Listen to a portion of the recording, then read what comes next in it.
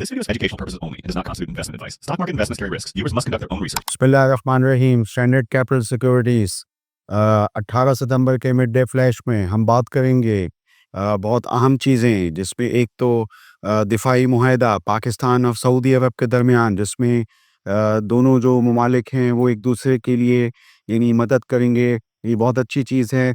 इसको मैं माशी उसमें देखूँ तो उसमें यही हो सकता है कि वो बहुत सारे जो पाकिस्तान के अंदर जो चीज़ें थीं, जो जैसे रेकोडेक या इस हवाले से एसआईएफसी के हवाले से चीज़ें थीं, जो अभी इसमें सरमायाकारी सऊदी सरमायाकारी अभी रुकी हुई थी, मुमकिन तौर पे हो सकता है कि सऊदी अरब से जो है वो अब सरमायाकारी हो।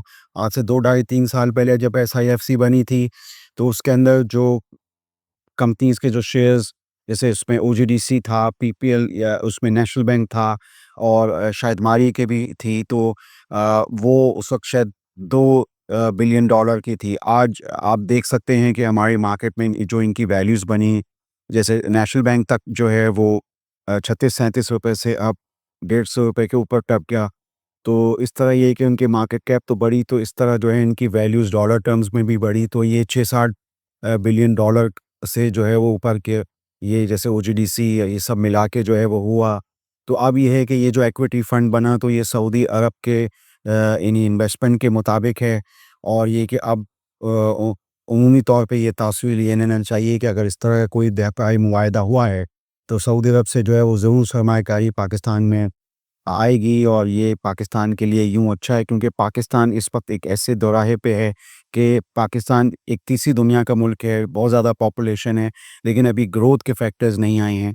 अभी हम जो है वो खाली मैक्रो इकोनॉमिक स्टेबिलिटी तो देख रहे हैं, लेकिन उसमें हमने अभी ग्रोथ के पहलू नहीं देखे हैं। जब तक कि ग्रोथ नहीं आती, तो आवाम की ज़िंदगियों में बेहतरी जो है वो नहीं होती। ग्रोथ का मतलब ये है कि फार्मिंग कम्युनिटी, किसान, उनके हालात बेहतर हों, और दूसरा ये कि इंडस्ट्रियल ग्रोथ जो है उसमें कुछ बेहतरी आए।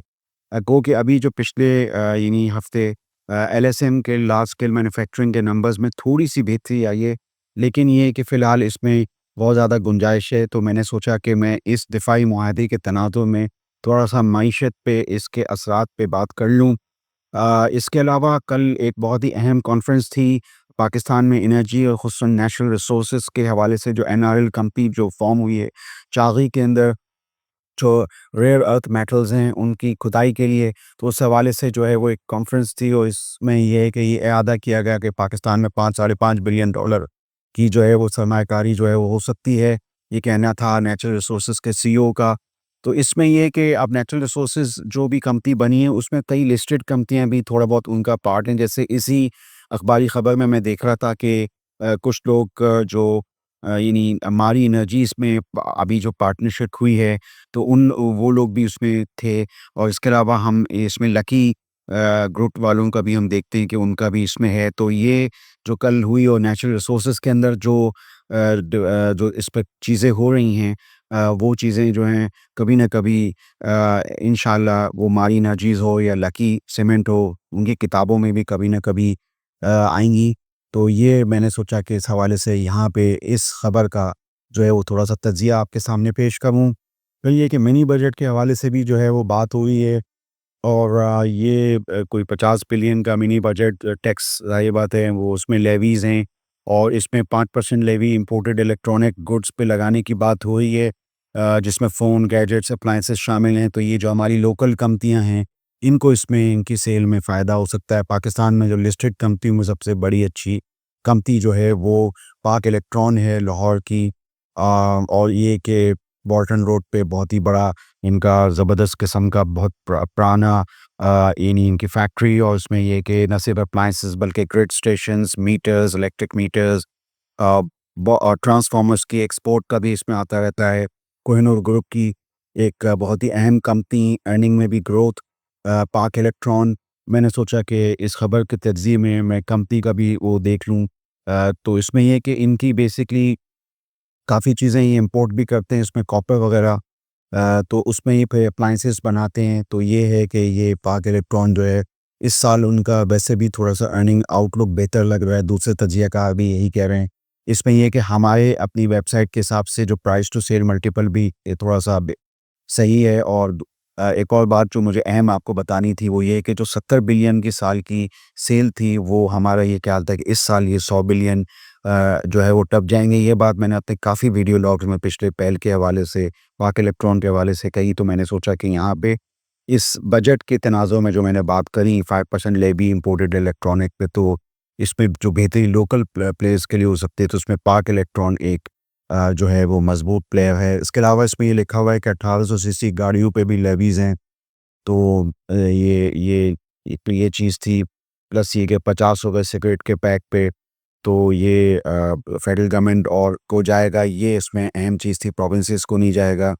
और ये कि possible reinstatement of regulatory duty on imported products, तो ये रेगुलेटरी ड्यूटियाँ जो हैं वो अगर स्टील में लगती हैं, तो स्टील में जैसे ये हमारी स्टील सेक्टर है, जो यानी लॉन्ग बार्स वाला है, जिसमें मुग़ल आती है, जिसमें कि जितने दूसरे पंजाब के दूसरे प्लेयर्स हैं, इत्तेफ़ाक है, बीकोई, लॉन्ग उसमें हैं। और उसके अलावा जो कराची के जो प्लेयर्स हैं उसमें अमरेली है।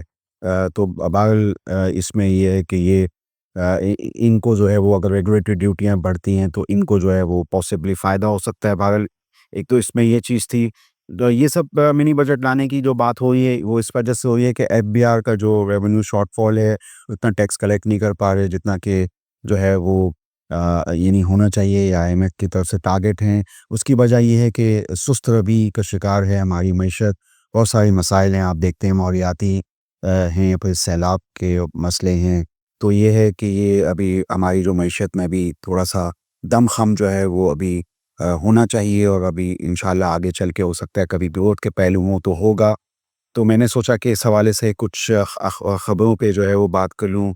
इसके अलावा ये जो मैं ये देख रहा था कि एक और फार्मास्यूटिकल कंपनी है सर्ल, तो और फिर ये जो ग्रुप है आईबीएल ग्रुप जो है, इसमें काफ़ी जो है चीज़ें हो रही हैं, तो मैंने सोचा कि इस हवाले से आपको कभी आगाह करूँगा।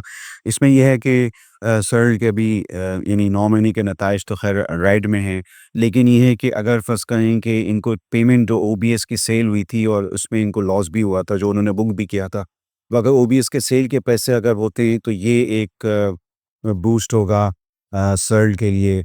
और ये है कि सर्ल के अंदर कुछ मैनेजमेंट स्ट्रक्चर्स में भी अगर तब्दीलियाँ हुई हैं तो हो सकता है कि उसमें ग्रोथ के पहलू जो हैं वो आगे चल के निकल आएँ। एक ज़माने में जब इनके जो पुराने चेयरमैन ज़िंदा थे, तो उस वक़्त काफ़ी चीज़ें, काफ़ी डेवलपमेंट अमेरिका के एफडीए अप्रूवल के हवाले से होती थी, कभी बायोसिमिलर के हवाले से बात होती थी।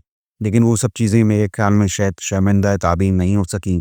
अब इस बात को भी 5, 6, 7, 8 साल गुज़र चुके हैं। तो अब ये है कि देखते हैं कि आगे सर्ल के अंदर क्या डेवलपमेंट्स होती, उसमें ये है कि मैं आपको अपडेट करता रहूँगा।